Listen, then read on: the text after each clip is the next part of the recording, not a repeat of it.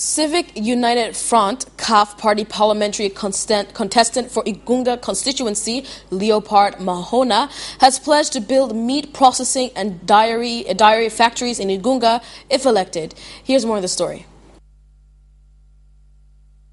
The contestant made the pledge at a public rally in Usongo and Nyandekwa villages in Igunga district. He said that despite having large number of livestock keepers in the district, they have not benefited from the business.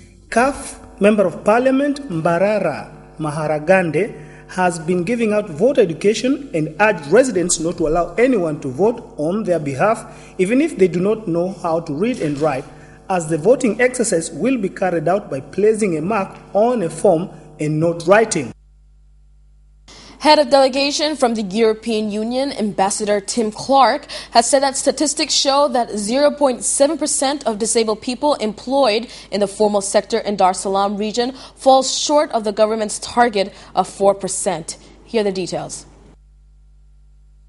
Speaking at the launch of a campaign to strengthen employment of disabled people, Ambassador Clark said that several employers are breaking the 2004 labor law that states that 3% of employees must be comprised of disabled people in organizations, as they are able to contribute towards objectives and operations resulting in self-dependency and determination.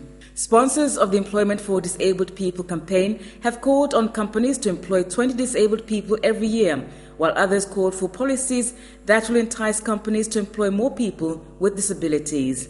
They also urge the government to make sure employment laws are adhered to. It requires all employers to recruit 3% of their labour force as disabled people. This is a fundamental political, managerial and financial target. The steps taken so far show that the government cares. But is this enough? Have resources been mobilized? Can disabled people themselves see and feel the difference? 3 years ago, CHEFA decided to face a new challenge, and it decided to add to its traditional focus on integrated rural development a new one addressing urban poverty.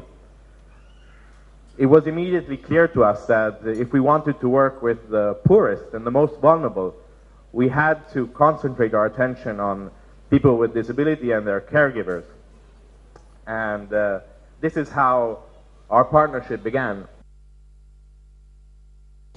The government will continue to enact a legislation enabling effective private sector participation in the development of skilled labor force. Here's more of the story. State in the Prime Minister's office in charge of regional administration and local government, George Mkuchika, during the National Dialogue on Human Capital Development. He called on the business community to come forward and exploit the existing opportunities and idle capacity within the labour market in a bid to develop the skills base in the country. These supply and demand issues will be considered from three distinct but related perspectives, including policymakers, business schools, and the private sector. This is meant to empower our local institutions to play a significant role in producing more favorable and equipped graduates to meet the demand and supply need of the private sector and the government. As noted, the Millennium Development Goals of providing universal primary education to all and eliminating gender inequalities propelled many nations and multi-government organizations to boost education spending. However, despite of the effort, the government has not yet been able to spend much on this sector. The informal sector in many African counties has not performed well, but if supported, can contribute in creating competition in the external market.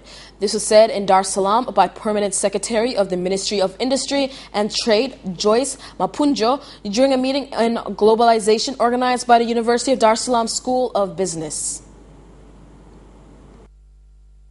Currently, at workplace should change to complement the government's commitment to develop its private sector to play its role as engine of economic development. Our private sector is in a very infant stage. And yet, of course, we have all this regional and global commitment. Now you ask yourself, if you are talking about globalization and going in the world, how can you do that? And then, of course, I want to go back to the Chinese issue. Here we have a Chinese company, Sucham, which is going to invest in the power. And then there are people who don't want that to happen. And you ask yourself, are we serious?